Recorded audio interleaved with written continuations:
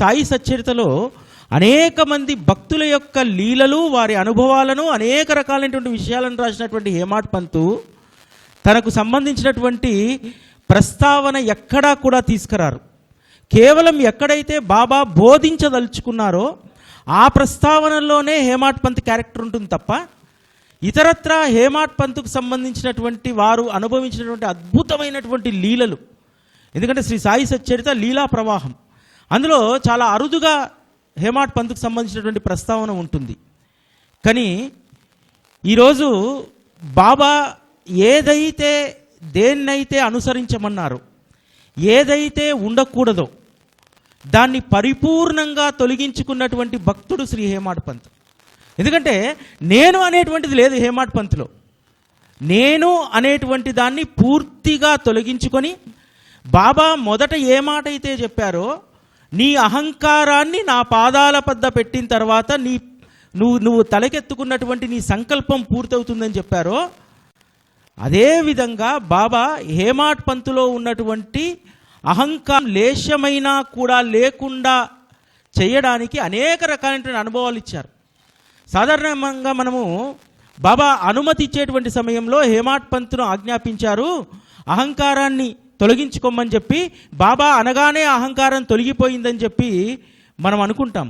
కాదు, మొదట బాబా చెప్పినటువంటి మాట, నా లీలలను కథలను ప్రోగు చేసుకో, నా కథను నేనే రాసుకుంటాను. దాని అర్థం ఏమిటి? హేమాడ్ పంత్ అనేటువంటి ఆ వ్యక్తిలో ఉన్నటువంటి అహంకారం నేను అనేటువంటిది పూర్తిగా తొలగిపోయిన తర్వాతనే ఆ కథల యొక్క క్రోనలాజికల్ ఆర్డర్ రాయడం ప్రారంభమైంది. 1910లో హేమాడ్ పంత్కు బాబా అనుమతి ఇచ్చారు. నిజానికి సచ్చరిత రచన ఎప్పుడు ప్రారంభమైంది? 1923లో సాయిలీలా మాసపత్రిక కోసము 1922వ సంవత్సరం నుంచి దాన్ని ఒక అధ్యాయాల వారీగా ఒక క్రోనలాజికల్గా రాయడానికి హేమాడ్ పంత్ సిద్ధమయ్యారు. అంటే 1910 నుండి 1922 వరకు, అంటే 12 సంవత్సరాలు ప్రక్షాళన చేశారు హేమాడ్ పంత్ను బాబా. మనం చాలా ఈజీగా హేమాడ్ పంత్ శ్రీ సాయి సచ్చరితను అంత అద్భుతమైనటువంటి గ్రంథం మనకు అందించారనుకుంటాం. కానీ హేమాడ్ పంత్ను ప్రక్షాళన చేయడంలో ఒక పుష్కర కాలం బాబాకు పట్టింది. ఎందుకనంటే ఏ వ్యక్తిలోనైనా సరే మనం జన్మలుగా తెచ్చుకున్నటువంటి సంస్కారాలు ఒక్క క్షణంలోనో ఒక్క రోజులోనో పోవు. వాటిని పోగొట్టుకోవడానికి సద్గురు పాదాల వద్ద అనన్య శరణాగతి చేసి 12 సంవత్సరాల పాటు ఆ కథలను లీలలను ప్రోగు చేసుకునేటువంటి క్రమంలో 12 సంవత్సరాల తర్వాత కానీ ఆ కథను ఒక క్రోనలాజికల్ ఆర్డర్లో రాయడానికి బాబా అనుమతి ఇవ్వలేదు. ఇక్కడ ఇంకొక విషయం గుర్తుపెట్టుకోవాలి. ఒక భక్తుడికి ఒకసారి అహంకారం తొలగిపోయిన తర్వాత అది శాశ్వతంగా తొలగిపోతుందా?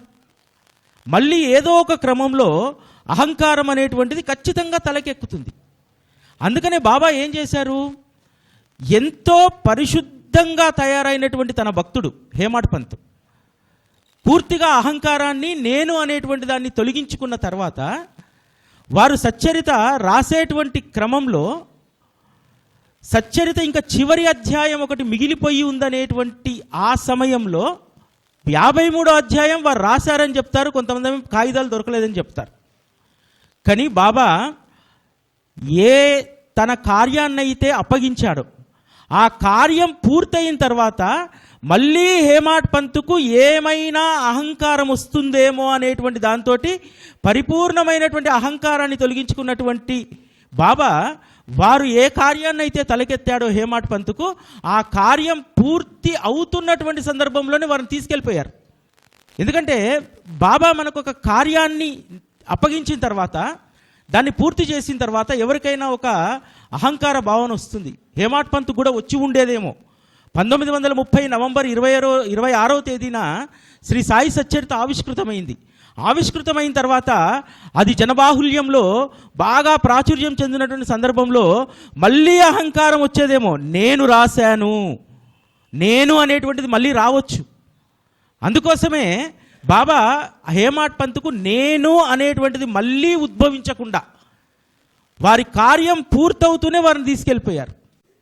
ఒక భక్తుణ్ణి పరిపూర్ణంగా తయారు చేయడం, ఆ పరిపూర్ణత సార్థకం చేయడంలో కూడా బాబా యొక్క పాత్ర ఉంటుంది. మనందరము కూడా శ్రీ సాయి సచ్చరితకు సంబంధించి హేమాడ్ పంతు వారి యొక్క వ్యక్తిత్వం అందులో మనకు చాలా స్పష్టంగా కనిపిస్తుంది. ఎందుకు బాబా హేమాడ్ పంతుని ఎంపిక చేసుకున్నాడు? చాలామంది వచ్చారు కదా. అంతకంటే ముందు నానాసాహెబ్ చందోర్కర్ ఉన్నాడు, గొప్ప పండితుడు. కాకాసాహెబ్ దీక్షిత్ ఉన్నాడు, గొప్ప జ్ఞాని.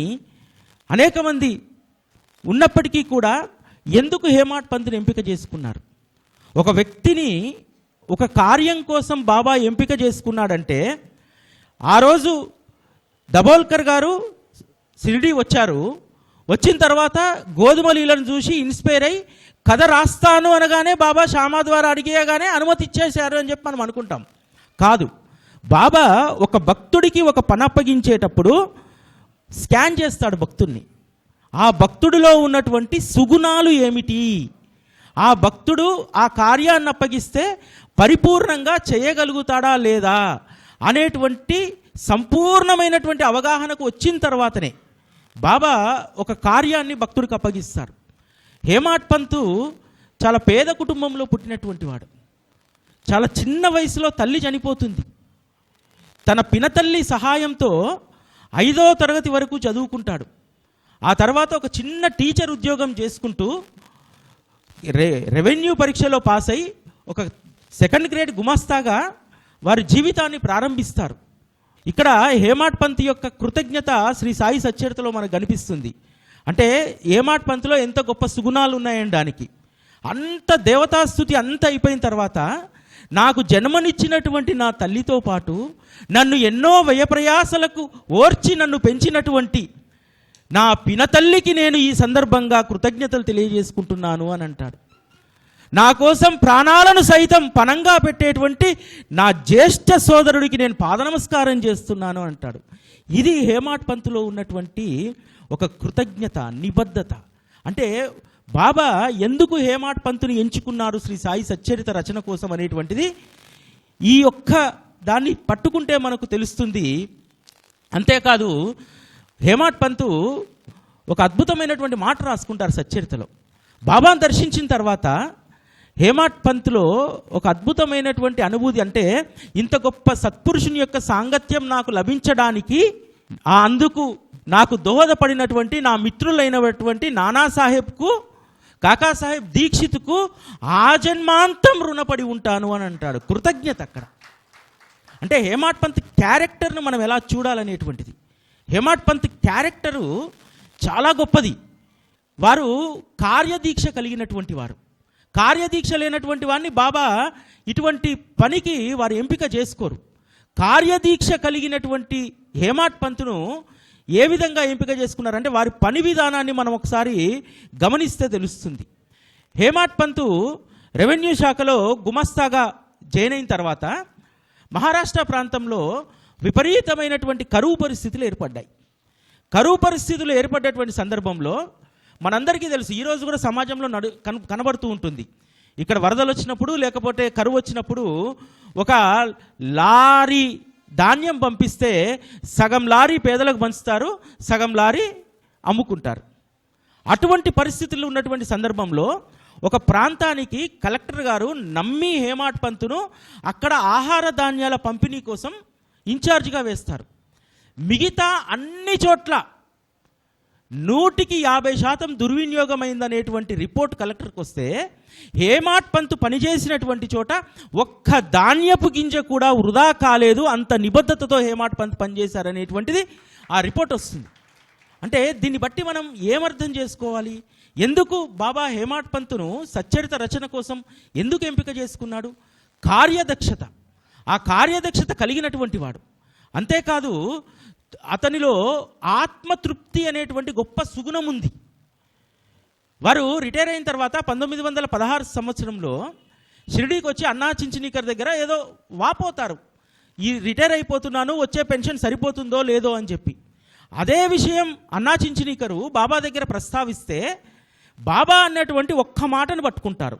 ఒకే ఒక్క మాట ఈరోజు సత్యమైంది. అది ఆ మాట ఏమిటంటే, ముందు వీడిని నా పని చెయ్యనివ్వు, ప్రపంచం సుఖమయమవుతుంది అని అన్నారు. ఈరోజు ప్రపంచం సుఖమమైందనేటువంటిది వాస్తవం కదా. అంటే హేమాడ్ పంత్ పైన ఎంత విశ్వాసం బాబాకు. ఆ విశ్వాసం ఉండడానికి కారణం ఏమిటి? అంతకు ముందు నుంచే హేమాడ్ పంత్ యొక్క నేచర్ను బాబా గమనిస్తున్నాడు. మనం ఈరోజు అనుకుంటాం, మీరు ఇక్కడ మాస్టర్ గారికి ఇంత గొప్ప కార్యక్రమం నిర్వహించేటువంటి అవకాశం ఎందుకు ఇచ్చారు? వారిని ఎన్నో సంవత్సరాలుగా బాబా చూస్తూ ఉన్నారు. వారిలో ఉన్నటువంటి సుగుణాలన్నింటినీ కూడా స్కాన్ చేసి ఉన్నారు. వీరు మాత్రమే ఇటువంటి కార్యాన్ని చిత్తశుద్ధితో నిర్వర్తిస్తారనేటువంటి నమ్మకం బాబాకుంది. బాబా మనకు ఒక పని అప్పగించాలంటే బాబాకు మనపై నమ్మకం ఉండాలి. ఆ నమ్మకం కలిగితేనే బాబా మనకు పని అప్పగిస్తారు. చాలామంది మందిరాలు కట్టేటప్పుడు, రకరకాల కార్యక్రమాలు చేసేటప్పుడు ఆర్థికంగా, సామాజికంగా స్టేటస్ ఉన్నటువంటి వాళ్ళు అందుకని మాకు ఇచ్చారేమో అని చెప్పి చాలామంది అనుకుంటారు. కాదు, నీలో కూడా ఒక అద్భుతమైనటువంటి సుగుణాన్ని బాబా చూశారు. అందుకోసం అని చెప్పి బాబా నీకు ఇంత అద్భుతమైనటువంటి అవకాశాన్ని ఇవ్వడం జరిగింది. కాబట్టి మనందరం కూడా హేమాడ్ పంత్ జీవితం నుంచి ఏం నేర్చుకోవాలంటే, బాబా మార్గంలో ఉండి బాబాకు సంబంధించినటువంటి ఏ కార్యాన్నైనా మనకు అప్పగించారంటే బాబా మన పట్ల పెట్టుకున్నటువంటి విశ్వాసాన్ని మనందరం కూడా గుర్తించాలి. ఎందుకంటే శ్రీకృష్ణ పరమాత్మ యశోద మాతకు తన నోటిలో త్రిలోకాలను, బ్రహ్మాండాన్ని చూపెడతాడు. హేమాడ్ పంత్ శ్రీ సాయి సచ్చరితలో సాయిబాబా అనేటువంటి ఆత్మస్వరూపాన్ని చూపెడతారు. నేను ఎప్పుడూ చెప్తూ ఉంటా, శ్రీ సాయి సచ్చరిత కేవలం ఒక అక్షరాలు, పదాలతో పేర్చినటువంటి ఒక గ్రంథం కాదది. సాయిబాబా యొక్క ఆత్మస్వరూపం నిక్షిప్తమైనటువంటి గ్రంథం శ్రీ సాయి సచ్చరిత. దానిలో ఉన్నటువంటి ప్రతి అక్షరాన్ని కనుక మనం చూసినట్టయితే ప్రతి అక్షరంలో సాయి ఖచ్చితంగా సాక్షాత్కరిస్తారు. ఎంత గొప్ప ప్రస్థానం అంటే హేమాడ్ పంతుది. హేమాడ్ పంత్ సచ్చరితను ఏ విధంగా రాశారనడానికి నేను ఒక పదం రాసుకుంటా. చిత్తు కాగితాలలో చిరిగిన వస్త్రపు సౌందర్యాన్ని రాశారు. చిత్తు కాగితాల మీద చిరిగిన వస్త్రానికి సౌందర్యం ఎక్కడ ఉంటుంది? అదేవిధంగా పెదవే కదలని బోధనల ప్రవాహాన్ని ఒడిసిపట్టాడు.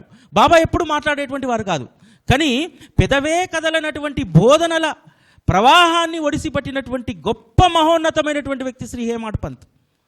అందుకనే ఒక అద్భుతమైనటువంటి మాట చెప్తారు కదా హేమాడ్ పంత్, బాబాయే నా చేతిలో కలమై ప్రతి అక్షరాన్ని రాయించుకుంటున్నారు. భక్తుడి చేతిలో భగవంతుడే కలమై కదిలిన చరితం కమనీయ కావ్యం. ఇంతకంటే గొప్ప కమనీయమైనటువంటి కావ్యం ప్రపంచంలో మరేదీ ఉండదు. అందుకనే శ్రీ సాయి సచ్చరితను ఒక్కసారి చేతబూనినటువంటి వారు, ఒక్కసారి దాని రుచి చూసినటువంటి వారు, అందులో నుంచి బయటికి వెళ్లకుండా ఇన్ని సంవత్సరాలుగా, దాదాపు 100 సంవత్సరాలుగా ఉంటున్నారంటే దానికి ప్రధానమైనటువంటి భూమిక శ్రీ హేమాడ్ పంత్ యొక్క నిబద్ధత. అప్పగించినటువంటి ప్రతి పనిని ఎంత అద్భుతంగా చేయాలనేటువంటిది హేమాడ్ పంత్ చూపించడం జరిగింది. అదేవిధంగా బాబా యొక్క ఆత్మస్వరూపం ఎంత సజీవంగా వారు మనకు సచ్చరితలో దాన్ని అద్భుతంగా పొందుపరిచారంటే, సచ్చరిత చదువుతున్నప్పుడు మనం అందరము కూడా ఒక 70mm థియేటర్లో శ్రీ సాయిబాబా అనేటువంటి సినిమా చూస్తే ఎంత అద్భుతమైనటువంటి అనుభూతి కలుగుతుందో అంత అద్భుతమైనటువంటి అనుభూతిని మనకు కలిగేలాగా హేమాడ్ పంత్ గురించి నేను ఒక వాక్యం రాసుకుంటాను ఎప్పుడు. హేమాడ్ పంత్ను వర్ణించాలంటే సాయి మమతల మకరందపు ప్రతిబింబం హేమాడ్ పంత్. సాయి అనేటువంటి మమత అనేటువంటి మకరందాన్ని ఎలా ఉంటుందో మనం రుచి చూడాలంటే హేమాడ్ పంత్ని చూడాలి. బాబా యొక్క మమతను, వారి యొక్క అద్వితీయమైనటువంటి మకరందాన్ని ఒడిసిపట్టినటువంటి వారు శ్రీ హేమాడ్ పంత్. అందుకనే ఈరోజు మనందరికీ కూడా వారు పూజ్యనీయులయ్యారు. మా వరాల సాయి మందిరంలో మేము చాలా గొప్పగా చెప్పుకుంటా, బాబాతో పాటు హేమాడ్ పంత్ మూర్తిని చేయించి అక్కడ పెట్టుకున్నాం మేము. ఎందుకనంటే నిత్యము ఆయనను చూస్తే ఒక స్ఫూర్తిగా రావాలి.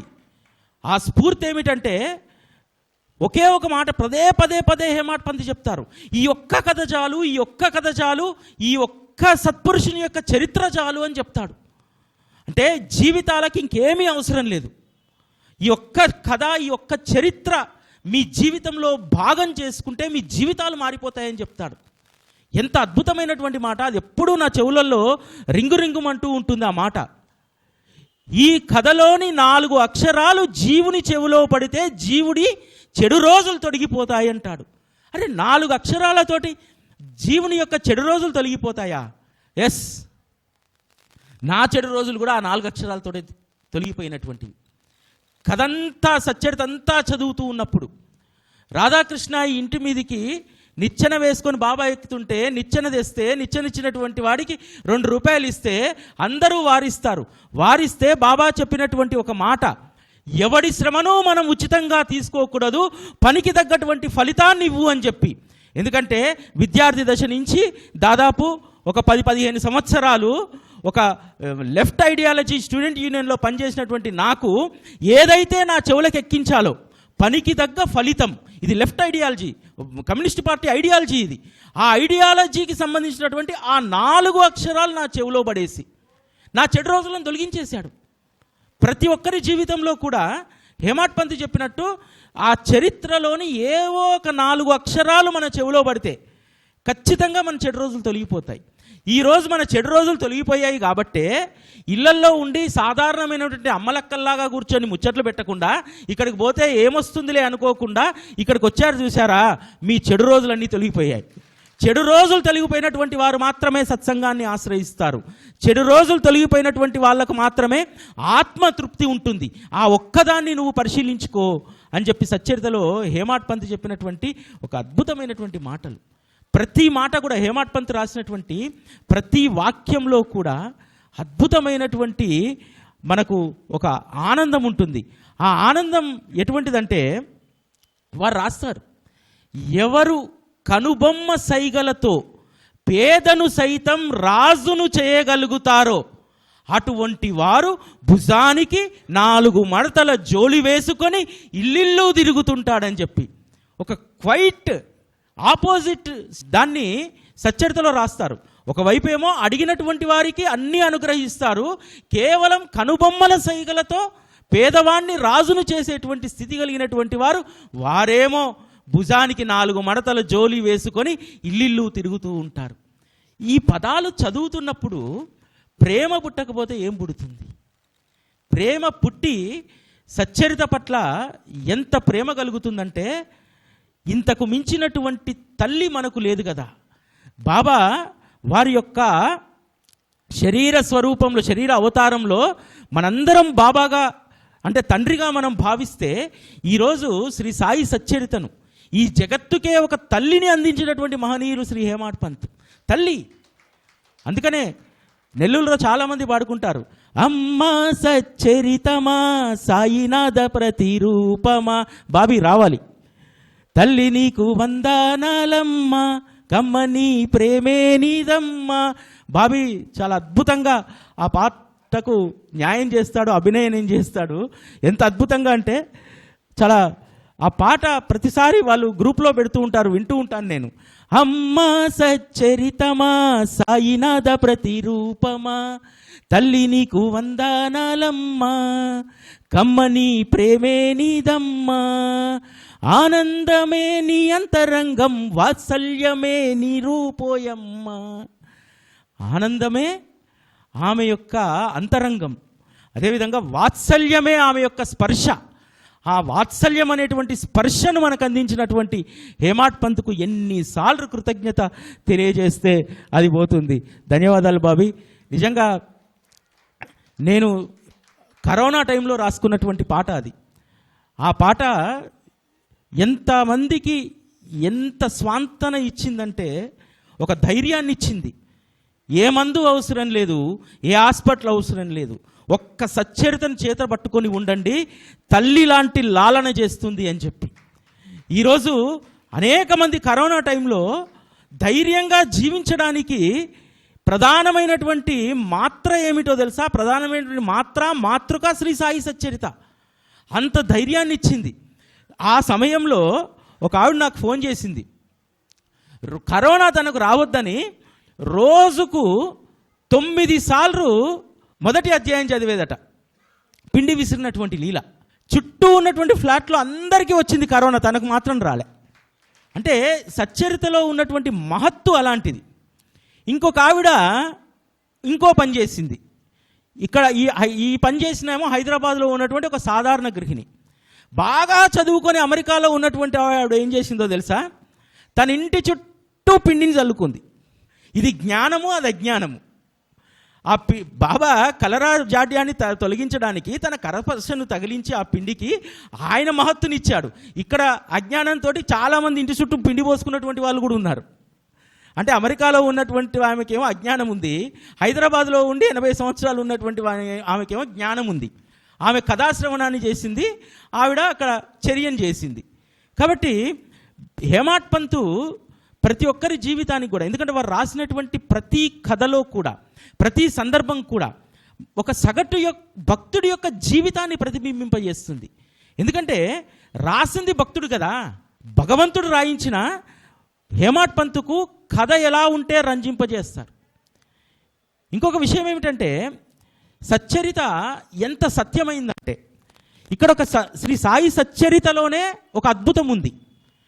అంతకుముందు గురు పరంపరలో వచ్చినటువంటి గురు చరిత్రకు గురు చరిత్ర, శ్రీ గురు చరిత్ర, శ్రీ గురు చరిత్ర అనే నామం ఉండేది. ఆ తర్వాత అక్కల్కోట మహారాజ్ కథకు అక్కల్కోట లీలామృతం అనేటువంటిది ఉంది. షేవ్గావ్ మహారాజ్ కథకు కూడా అదే లీలామృతం ఉంటుంది పేరు వారి జీవిత చరిత్రలకు. దాదాపు సత్పురుషుల జీవిత చరిత్రలందరికీ కూడా లీలామృతం అనేటువంటిది ఉంటుంది.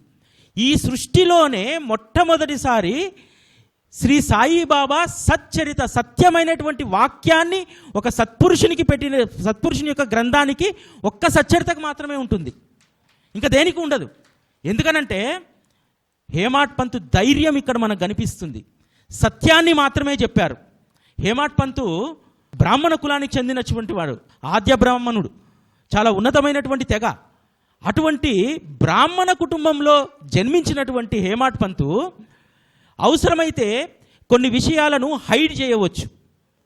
ఈరోజు చాలామంది మాట్లాడుతున్నారు కదా, బాబా కల్మాను ప్రోత్సహించారు, బాబా అల్లా మాలిక్ అన్నాడు, బాబా మాంసాన్ని వండాడు, బాబా మాంసాన్ని పెట్టాడు. మరి హేమాడ్ పంతు వీటన్నింటినీ హైడ్ చేయవచ్చుగా, తొలగించవచ్చుగా చరిత్రలో నుంచి. ఈరోజు కొంతమంది సారథులు బయలుదేరుతున్నారు, సచ్చరితలో ఏదో ఉంది దాన్ని తొలగించాలి. మూర్ఖత్వం అది. అది తొలగిస్తే సత్యచరిత్ర కాదు, ఇంకా అది సచ్చరిత్ర కాదు, అసత్య చరిత్ర అవుతుంది. ఉన్నటువంటి దాన్ని కప్పిపుచ్చడం అనేటువంటిది, సత్యాన్ని దాచిపెట్టడం అనేటువంటిది అది అసత్యం కింద లెక్క. అందుకనే హేమాడ్ పంతు రాసినటువంటి ప్రతి విషయం కూడా చాలా స్పష్టంగా, హేమాడ్ పంతుకు తెలియదా భవిష్యత్తులో ప్రాబ్లం వస్తుంది, కల్మా అనేటువంటి మాట వాడాను, అల్లా మాలిక్ అనేటువంటి మాట మాట్లాడాను, ఇవన్నీ తెలియవా? ఇవన్నీ అంత దూరం ఆలోచించలేదా హేమాడ్ పంతు? ఎందుకు రాశాడు? బాబా ఏ చర్య అయితే చేశారో దానిని కప్పిపుచ్చకూడదు, దాన్ని మసిబూసి మారడికాయ చేయకూడదు. చాలా సత్యంగానే సజీవంగా ఉండాలంటే సచ్చరిత సత్యం మాత్రమే ఉండాలి. ఈరోజు చాలామంది చింపుకుంటున్నారు కదా, కల్మా అని చెప్పి ఎవడో అనగానే దానికి రకరకాలైనటువంటి అన్నీ కూడా మనము సంజాయిషీలు ఇస్తున్నాం కదా. So what? శ్రీ సాయి సచ్చరిత కొన్ని లక్షల గ్రంథాలు ముద్ర ఇప్పటి వరకు, తెలుగు దాదాపు 80 సంవత్సరాలుగా కొన్ని కోట్ల మంది దాన్ని చదివి ఉన్నారు. అరే చదివినటువంటి వాడికి లేని ఆ ఇబ్బంది ఇతరులకు ఎందుకు అసలు? అందులో ఉందనేటువంటి సత్యాన్నే చదివాడు కదా. సచ్చరిత చదివేటప్పుడు ప్రతిసారి కూడా రోహిల్లా కథలో కల్మా సందర్భం వస్తూనే ఉంది కదా.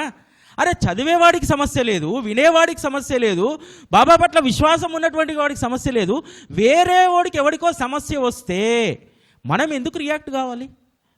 ఏమవసరం? సత్యమే కదా అది. దాని తర్వాత క్రమం అధ్యాయంలోనే వస్తుంది కదా. మరి శ్రీరామ జన్మోత్సవాన్ని ఎందుకు జరిపించాడు బాబా?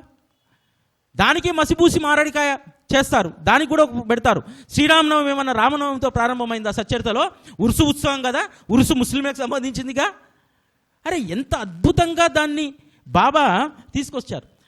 ఒక విషయాన్ని గుర్తుపెట్టుకోవాలి, మనము ఏదైనా ఒక ఇంట్లో మంచి పని చేయాలంటే ఏం చేస్తాం? మన ఇంట్లో 4 కొడుకులు ఉంటే 2 బుద్ధి కలిగినటువంటి వాళ్ళు ఉంటారు, 2 అల్లరి చిల్లరగాళ్ళు ఉంటారు. ఖచ్చితంగా అందరు కొడుకులు ఒక రకంగా ఉండరు. అందువల్ల ఏం చేస్తాం? ఫస్ట్ ఇంట్లో ఏదైనా నిర్ణయం తీసుకునేటప్పుడు ఫస్ట్ ఎవరిని చిల్లరి అల్లరి చేసేటువంటి వాడిని ఫస్ట్ సంతృప్తి పరుస్తాం. బాబా ఏం చేశాడు? వారు ఉంటున్నటువంటిది మసీదులో కాబట్టి ఎవరైతే డైరెక్ట్ శ్రీరామనవమి చేస్తే ఎవరైతే అల్లరి చేస్తారో పిల్లలు, ఫస్ట్ వాళ్ళని సాటిస్ఫై చేశాడు. ఆ పిల్లల్ని సాటిస్ఫై చేశాడు, అల్లరి పిల్లల్ని చేసి ఏ కార్యమైతే చేయదలుచుకున్నాడో ఆ కార్యాన్ని చేసేసాడు శ్రీరామనవమి ఉత్సవం. ఈరోజు షిరిడీలో శ్రీరామ జన్మోత్సవం జరుగుతుందంటారు తప్ప ఉరుసు ఉత్సవం జరుగుతుంది, చందనోత్సవం జరుగుతుంది అనేటువంటి దాన్ని మనం సచ్చరితలో కూడా ఫైనల్ కంక్లూజన్ ఆ అధ్యాయంలో ఉన్నటువంటిది 6వ అధ్యాయంలో శ్రీరామనవమికి సంబంధించినటువంటి కంక్లూజనే ఉంటుంది. అంటే బాబా ఏదైనా చేయదలుచుకుంటే ఒక చాలా వ్యూహంతో చేస్తారు. ఆయనే వ్యూహం లేకుండా బాబా ఏ పని చేయరు. ఆ వ్యూహాలన్నింటినీ పసిగట్టినటువంటి వారు శ్రీ హేమాడ్ పంతు. అందుకనే దాన్ని అద్భుతంగా సచ్చరితను రాయగలిగారు. ఆ బాబా వ్యూహాలను పసిగట్టకపోతే హేమాడ్ పంత్ ఇంత అద్భుతంగా సచ్చరితను రాసేటువంటి వారు కాదు. కాబట్టి ఒక గొప్ప ఉన్నతమైనటువంటి వ్యక్తిత్వం కలిగినటువంటి హేమాడ్ పంత్ని ఎంపిక చేసుకోవడం వల్ల ఈరోజు మనం సత్యాన్ని మాత్రమే దర్శించగలుగుతున్నాం. ఆ సత్యాన్ని దర్శిస్తున్నాం కాబట్టే ఈరోజు బాబాను సత్యమని నమ్ముతున్నాము, ఆ సత్యాన్నే పట్టుకొని ఉంటున్నాము. అసలు బాబా భక్తి బలహీనమైనటువంటిది కాదు. శ్రీ సాయి సచ్చరిత అనేటువంటి ఒక గ్రంథము బాబా భక్తుల్ని ఎంతో బలమైనటువంటి వారిగా, అసలు విశ్వాసం సడలనటువంటి భక్తి ఈరోజు ఏ మార్గంలో ఉంటుందంటే ఒక్క సాయిబాబా మార్గంలో మాత్రమే ఉంటుంది. మనం చూస్తాం బాబా తరువాత కూడా అనేక మంది సాధు సత్పురుషులు వచ్చారు. కానీ ఆ సాధు సత్పురుషుల సాంప్రదాయం, వారి పట్ల విశ్వాసం, వారి శరీరం ఉన్నంత మట్టుకు మాత్రమే చాలామందిది కొనసాగింది. తర్వాత చాలామంది సత్పురుషుల యొక్క వైభవం కనుమరుగైపోయింది, మసకబారిపోయింది. ఎందుకు? ఈ కలియుగంలో వచ్చినటువంటి దత్తావతారాల్లో దత్త పరంపరగా వచ్చినటువంటి శ్రీ సాయిబాబా అవతారం మాత్రమే ఇంత వైభవంగా ఉండడానికి కారణం మన చేతిలో ఉన్నటువంటి శ్రీ సాయి సచ్చరిత మాత్రమే. ఆ సాయి సచ్చరితే బాబా యొక్క తత్వానికి ఎప్పటికప్పుడు ప్రాణం పోస్తుంది. ఈరోజు ఎవడో ఏదో అంటే మన దగ్గర మాట్లాడడానికి ఎంత మాట్లాడినా మనం ఎవరిని కన్విన్స్ చేయలేం. కానీ ఒక భక్తుడు వచ్చి ఒక ప్రశ్న అడిగితే దానికి సమాధానం చెప్పడానికి శ్రీ సాయి సచ్చరిత మన దగ్గర ఉంది. మన నిర్మల్లో ఒక సత్సంగం జరిగింది. ఒక భక్తుడు వచ్చి అడిగాడు, సార్ బాబా మార్గంలోకి వచ్చిన తర్వాత భక్తులు ఇతర దేవతలను పూజించడం మర్చిపోతారట కదా సార్, అందుకే హిందూ ధర్మం వల్ల కోపమట అని అన్నాడు. ఎవరు చెప్పారు అన్నారు. అంటే అనుకుంటే విన్నాను అని అన్నాడు. అనుకుంటే విన్నావా? మరి షామాను ఎందుకు కాశీ పంపించాడు, ఎందుకు గయ పంపించాడు, ఎందుకు అయోధ్య పంపించాడు? ఏ పుణ్యక్షేత్రానికి ఎవరైనా వెళ్తున్నారంటే బాబాను వచ్చి ద్వారకామాయి దగ్గరికి వచ్చి, బాబా మేము పలానా చోటికి ప్రయాణం అవుతున్నాము, మీరు రండి అని అంటే, నాకు ఆ సోకు లేదులే, నా షామాకు సోకు తిరిగే సోకు, తీసుకెళ్ళిపోండి అని చెప్పి షామాను వాళ్ళంట ఎన్ని తీర్థయాత్రలకు పంపాడు. అంతేకాదు షిరిడీలో ఈరోజు ప్రత్యక్ష నిదర్శనంగా చూస్తున్నటువంటి బాబా పునరుద్ధరించినటువంటి ఆలయాలు ఎక్కడి? ఈరోజు బాబా ఆలయం ముందు ఉన్నటువంటి దక్షిణముఖి ఆంజనేయ స్వామికి సాక్షాత్తు సంస్థానమే కదా ఆ మందిరాన్ని నిర్వహిస్తుంది. ఆ మందిరంలో ప్రతి హారతి షిరిడీలో ఉన్నటువంటి ఆ సంస్థానంలో ఉన్నటువంటి పూజారే కదా ప్రతి సాయంత్రం హనుమాన్ హారతి చేసేటువంటిది. మరి అంటే ఇన్కల్కులేట్ ఈ విధంగా చేసినప్పుడు సమాధానం చెప్పడానికి, సమాధానపరచడానికి ఈరోజు మన దగ్గర ఈ సాయి సచ్చరిత అనేటువంటి ఈ గ్రంథం లేకపోతే నిజంగా మనం ఓడిపోయేటువంటి వాళ్ళం. మన దగ్గర ఎటువంటి వాదనకు బలమైనటువంటి సాక్ష్యం ఉండేటువంటిది కాదు. ఈరోజు శ్రీ సాయి సచ్చరిత బాబా యొక్క తత్వాన్ని బలంగా ఈరోజు సమాజంలో పాతుకుపోయేలాగా చేయడంతో పాటు ఎప్పటికప్పుడు వస్తున్నటువంటి విమర్శలకు కూడా శ్రీ సాయి సచ్చరితనే సమాధానం. ఒక గొప్ప విషయం ఏమిటంటే సచ్చరిత ముట్టుకోనటువంటి వాళ్ళు ఈరోజు సచ్చరితను చాలామంది పారాయణ చేయడం ప్రారంభించారు. ఎందుకంటే ఎప్పుడు కూడా బాబా ఏం చేస్తాడంటే నెగిటివ్లో నుంచి పాజిటివ్కి తీసుకొస్తాడు. బాబా తత్వమే అది, నెగిటివ్లో నుంచి పాజిటివ్లోకి తీసుకొస్తాడు. ఈరోజు సచ్చరితను ముందేసుకొని విమర్శ చేస్తున్నటువంటి వాడు ఏదో ఒక రోజు దానికి శరణాగతి గాక తప్పదు, 100%, దాంట్లో నో డౌట్. ఎందుకనంటే ఆ విమర్శ చేస్తున్నటువంటి వారి యొక్క బుద్ధి చెప్తాను వినండి. హిందూ ధర్మంలో ఏదో బాగా లేదని చెప్పి ఇంకో ధర్మానికి వెళ్ళాడు. అక్కడికి వెళ్ళి మళ్ళీ ఏం చేశాడు, మళ్ళీ తిరిగి వచ్చాడు గర్వాపస్సి అని చెప్పి. ఈరోజు కూడా అదే జరుగుతుంది. పాపం ఆ బిడ్డ కూడా ఖచ్చితంగా బాబా పట్ల గర్వాపసి అవుతాడు. ఎప్పుడో రుణానుబంధం ఉండుంటుంది. ఆ రుణానుబంధం చేత సచ్చరితను ముందు పెట్టుకొని మాట్లాడుతున్నాడంటే అది బాబాతో ఉన్నటువంటి రుణానుబంధం. బాబా ఒక్కొక్కరిని ఒక్కొక్క కార్యం కోసం ఎంపిక చేసుకుంటాడు. నాలాంటి సాయిదాస్ గారు లాంటి, కృష్ణ గారు లాంటి, ఆదిపూరి గారు లాంటి పాజిటివ్ యాంగిల్లో చెప్పడానికి ఎంపిక చేసుకొని ఉంటాడు. మరి నెగిటివ్ యాంగిల్లో కూడా చెప్పాలి కదా. ప్రతిదానికి కూడా రెండు కోణాలు ఉంటాయి. రెండో కోణాన్ని కూడా ఎవడో ఒకడు ఆవిష్కరించాలి కదా. ఒక రకంగా చెప్పాలంటే వాళ్ళు బాబా తరఫున ప్రతినిధులుగా చెప్పుకోవాలి. ఎందుకంటే వాళ్ళు ఒక ప్రశ్న వేస్తున్నారంటే ఆ ప్రశ్నకు సాయిదాస్ గారు లాంటి వారికి రాత్రులు నిద్ర లేనటువంటి మదనం జరుగుతుంది కాబట్టి బాబా తత్వం బతుకుతుంది. జరగాలి, మదనం జరగాలి. జరగకపోతే ఏదో జరిగిపోతుంది, కొంపలు అంటుకపోతున్నాయి అని చెప్పి చాలామంది అనుకుంటారు. కానీ కొంపలు అంటుకపోవట్లేదు. వాడు ఇంకా మనలో భక్తి జ్యోతిని ఇంకా అఖండంగా వెలిగించడానికి ప్రయత్నం చేస్తున్నారు. ఆ విషయాన్ని చాలామంది అంటే మూర్ఖత్వంతో ఆలోచించేవాడికి అది తెలియదు, కానీ విజ్ఞతతో ఆలోచించేవాడికి అది తెలుస్తుంది. అందుకనే ఈరోజు మనందరము కూడా చాలా ఇంత ప్రశాంతంగా ఉండడానికి, మామూలుగా వేరే భక్తి మార్గంలో ఇటువంటి నెగిటివ్ ప్రచారాలు వచ్చినప్పుడు చాలా అల్లాడిపోతూ ఉంటారు. అసలు ఏమో జరిగిపోతుంది అనేటువంటి భయంతో ఉంటారు. విచిత్రం ఏంటంటే గ్రౌండ్ లెవెల్లో ఉన్నటువంటి ఒక్క భక్తుడికి కూడా ఈ విషయం పైన చిన్న కలత కూడా లేదు. ఇది బాబా మార్గంలో ఉన్నటువంటి ఒక గొప్పతనం. ఈరోజు ఇక్కడికి వచ్చేటువంటి వాళ్ళ సంఖ్య తగ్గిందా? తగ్గలేదే. మందిరాలకు వెళ్ళేటువంటి వాళ్ళ సంఖ్య తగ్గిందా? తగ్గలేదే. ఎవరి సంఖ్య తగ్గలేదు కదా.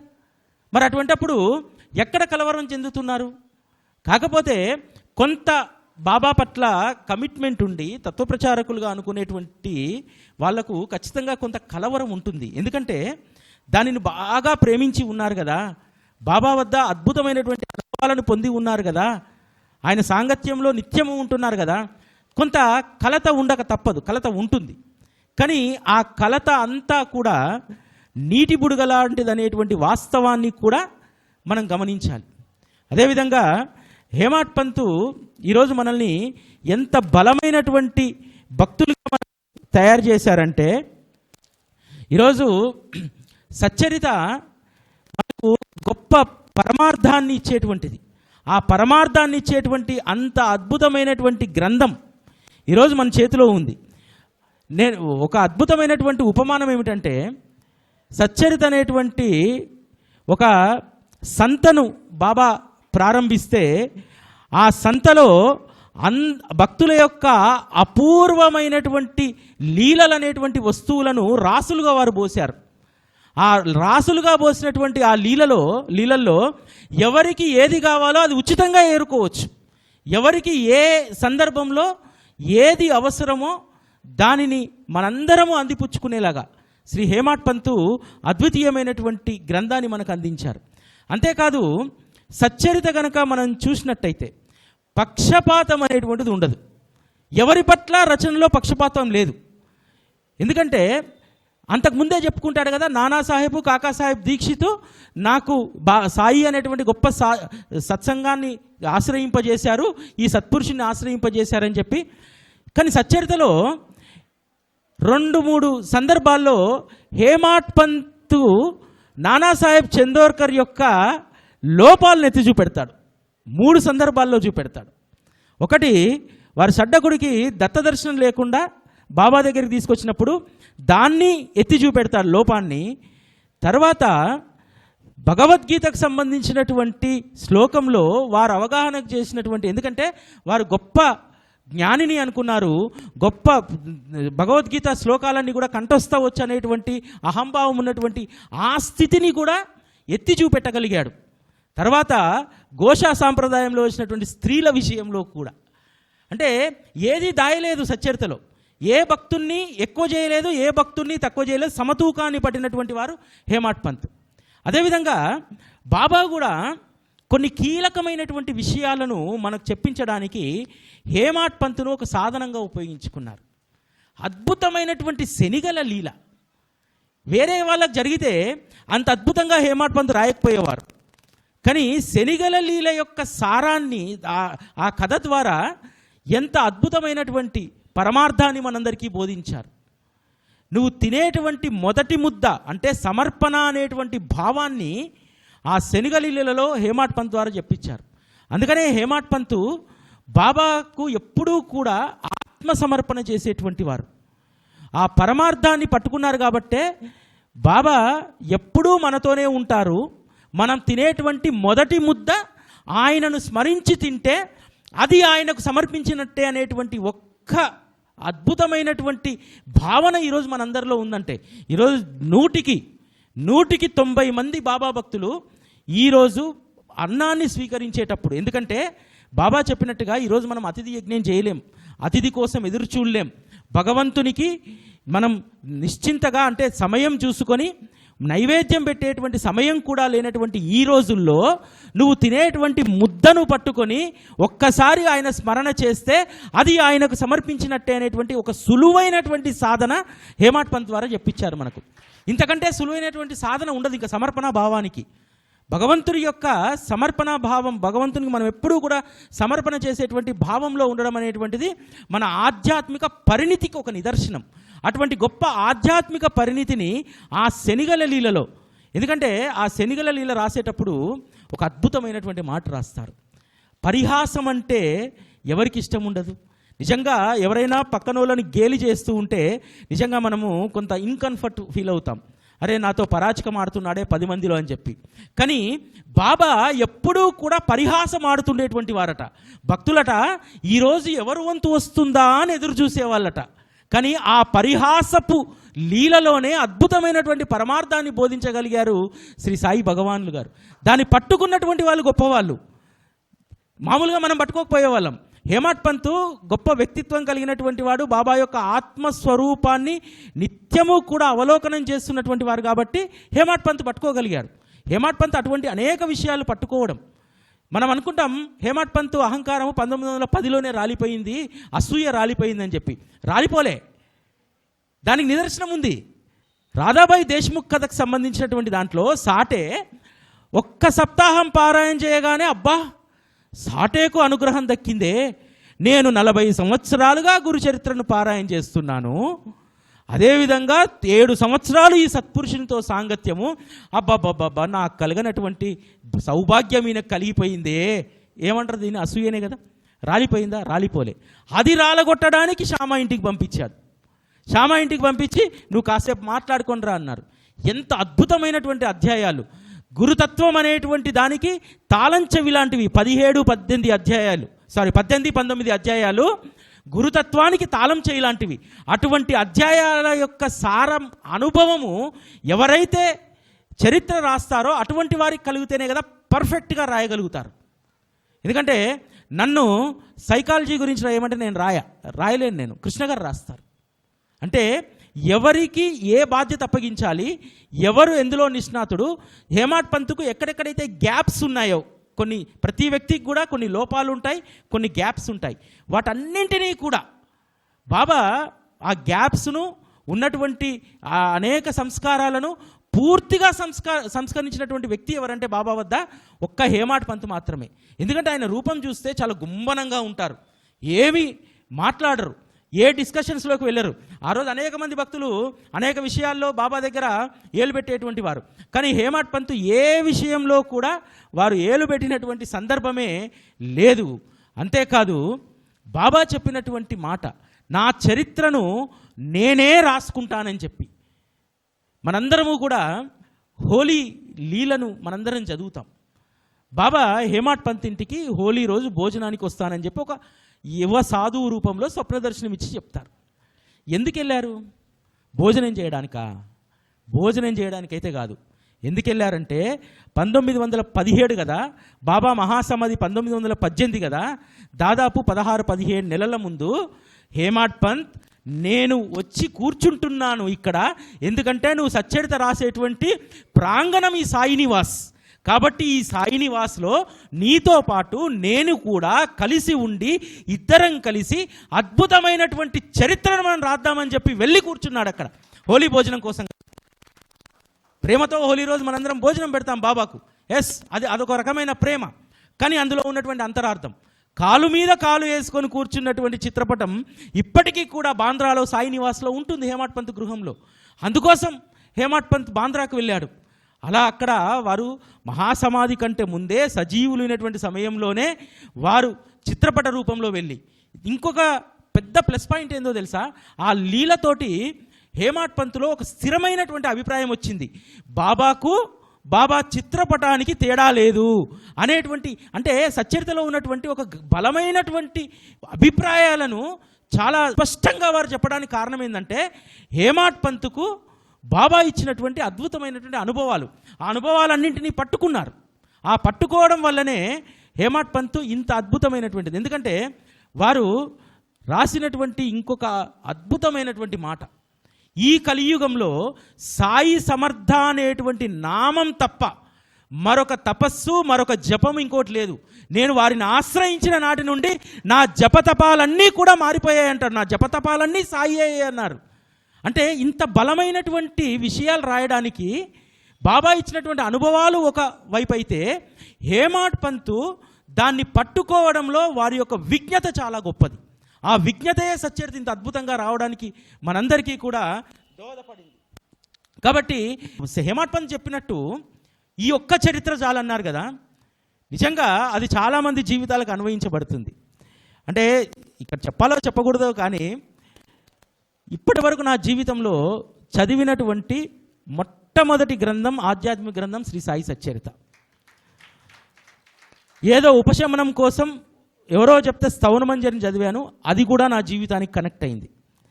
నిజంగా బాబా పైన వచ్చినటువంటి సాహిత్యంలో శ్రీ సాయి సచ్చరిత పట్ల ప్రేమ కలిగినంత ఇతర పుస్తకాల పట్ల ఎందుకో ప్రేమ కలగదు. అది అర్థం కానటువంటి విషయం నాకు ఇప్పటి వరకు కూడా. ఒక్క సచ్చరిత పట్లనే ప్రేమ. ఏ పుస్తకాన్ని మనసు అటేపోతూ ఉంటుంది, ఇది కాదులే ఇందులో నుంచే ఇంకేదో చెప్పుదాం, ఇందులో నుంచే ఇంకేదో నేర్చుకుందాం. ఇటువంటి గొప్ప ఒక అయస్కాంత ప్రభావం ఏమైనా ఉంటుందేమో దానికి సచ్చరితకు మనకు. ఎందుకంటే ఆయన రాసినటువంటి తీరు, ఆ శైలి అంత అద్భుతమైనటువంటిది. అందుకనే ఈరోజు మనందరం కూడా తరించగలుగుతున్నాం సచ్చరితలో. సచ్చరిత లేనటువంటి సాయి భక్తుల జీవితాలు ఊహించలేనటువంటివి. సచ్చరిత లేనటువంటి మన జీవితం కూడా అగమ్య గోచరంగానే ఉంటుంది. బాబా మార్గంలోకి వచ్చిన తర్వాత ఖచ్చితంగా ప్రతి ఒక్కరూ పట్టాల్సినటువంటి గ్రంథం శ్రీ సాయి సచ్చరిత. ఈరోజు శ్రీ సాయి సచ్చరిత కేవలము మనల్ని ఆధ్యాత్మిక మార్గంలోనే కాదు, మనల్ని గొప్ప విజ్ఞతను మనలో తీసుకురావడానికి, మనం ఈ సమాజంలో బ్రతకడానికి కావలసినటువంటి జ్ఞానాన్ని శ్రీ సాయి సచ్చరిత మనకు ఇవ్వడం వల్లే ఈరోజు మనం ఇతరుల కంటే కూడా, సమాజంలో ఇతరుల కంటే కూడా భిన్నంగా ఉండగలుగుతున్నామంటే ఒక్క శ్రీ సాయి సచ్చరిత మాత్రమే. భిన్నంగా అంటే అదేదో మళ్ళా తపస్సో ఇంకోదో కాదు, ఇతరుల కంటే ప్రేమగా, ఇతరుల కంటే అభిమానంగా, అందరితో ఇతరుల పట్ల గౌరవం, ఇవన్నీ మనం కలిగి ఉన్నామంటే ఒక్క శ్రీ సాయి సచ్చరిత మాత్రమే. అందుకని ఆ సాయి సచ్చరితను మనకు అందించినటువంటి హేమాడ్ పంత్కు ఎప్పుడూ కూడా మనం ఆజన్మాంతం మనం కృతజ్ఞులమై ఉండాలి. ఆయన కృతజ్ఞులమై ఉంటే, నేను ఎప్పుడూ చెప్తూ ఉంటాను, ఈరోజు ఈ కార్యక్రమం కూడా ఇక్కడికి రావడానికి, ఇక్కడ ఈ కార్యక్రమాన్ని చేయడానికి కూడా కారణం ఏమిటంటే, నేను నమ్మేటువంటి ఒక మూల సిద్ధాంతం, బాబా ఎప్పుడు సంతోషిస్తారు. మొదటిది మనకు తెలిసినటువంటిది సచ్చరిత పారాయణ. అంతకంటే సంతోషించే విషయం ఏమిటో తెలుసా, బాబా ఎక్కడైతే తన భక్తుల యొక్క గొప్పతనాన్ని కొనియాడబడుతుందో బాబా ఇంత సంతోషిస్తాడంటే, ఆయనకి ఎంత సంతోషం అంటే, అబ్బాబ్బా నాతో పాటు ఉన్నటువంటి వాళ్ళందరినీ కూడా ఈ బిడ్డలందరూ కూడా కొనియాడుతున్నారు, స్మరించుకుంటున్నారు. ఎందుకంటే ఆయన మహాసమాధి సమయంలో కూడా అదే కదా అన్నది, మనందరము కలిసి వెళ్ళి రాతివాడలో కలిసి ఆడుకుందాం, కష్టాలను సుఖాలను కలబోసుకుందాం. ఈ మహాభక్తుల పట్ల బాబాకున్నటువంటి ప్రేమ అలాంటిది. అటువంటి భక్తుల గురించి ఈరోజు ఇక్కడ మనం మాట్లాడుకోవడం చాలా సంతోషం. శ్రీ సచ్చిదానంద సద్గురు సాయినాథ్ మహారాజ్కి జై.